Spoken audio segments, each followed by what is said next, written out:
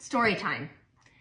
After 3 long years, it is finally time to tell our side of the neighbor battle.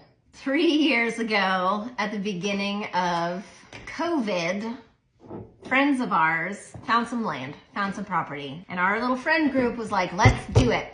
Let's all buy a plot of land so we can be neighbors. We'll start a little neighborhood together where we'll all be friends. We'll have a community. We bought 14 acres on one side.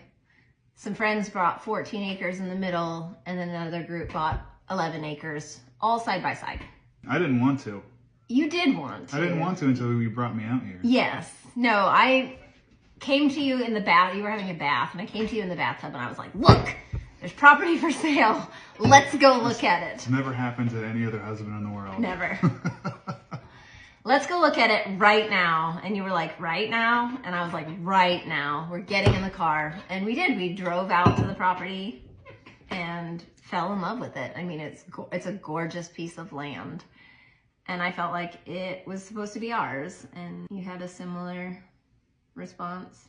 Oh yeah, absolutely. It was beautiful. I loved it.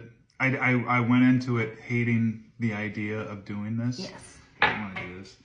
I was just a tech guy. Don't want to be a farmer. I play video games. But you know, it was the beginning of COVID and it was lockdown, and every time we went to the grocery store, there was like no food, no meat, no vegetables. So we were like, land makes sense. Food security. Let's get animals. Let's have a garden. Let's grow food. So anyway, we went ahead and put in an offer with the neighbors that put in an offer and the other neighbors that put in an offer. All of our offers were accepted, and it was like, this is happening. Shortly after that, we had a little family meeting, like a get-together. It was a farm. They called it a farm planning meeting. Farm planning. And we all brought food. So we had this like farm planning meeting, and we were going to discuss, you know, where we were going to plant the houses and where the driveways would be. Every suggestion that we had around farming, they were like, no, we're not going to do that. No. Like, one of the best recommendations I got was to put a fence around the whole perimeter. Well, we'll just do a perimeter around ours then. And they seemed to both of the other families seemed to be pretty upset by that. And the response was, well, if you do that, our kids can't four-wheel on your property.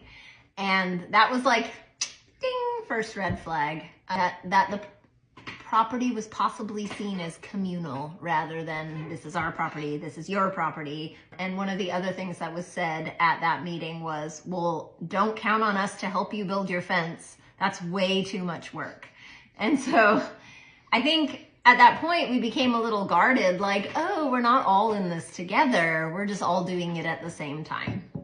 So fast forward through, we had come out to the property several times and had like bonfires and community building events. Well, yeah, I mean, like the neighbor dude needed a lot of work on his driveway. So I spent about 45 hours. Yep, cutting down trees, moving them for him. Yep. Things would happen at these little get-togethers that were like, you know, we'd be sitting at a bonfire, at a little fire ring with a bunch of chairs around it. And Brock would very nonchalantly say, you know, oh, you built a bonfire on our property.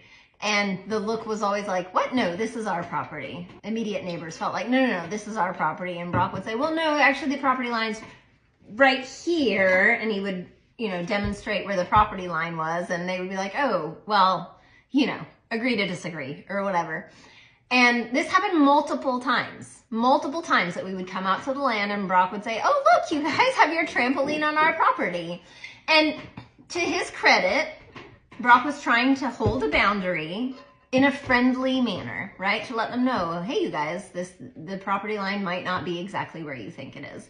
And I, to my discredit, was so uncomfortable with confrontation or discomfort or any kind of uncomfortable feelings between families that every time he would say something, I would say, it's fine, don't worry about it. Like, it's not a big deal.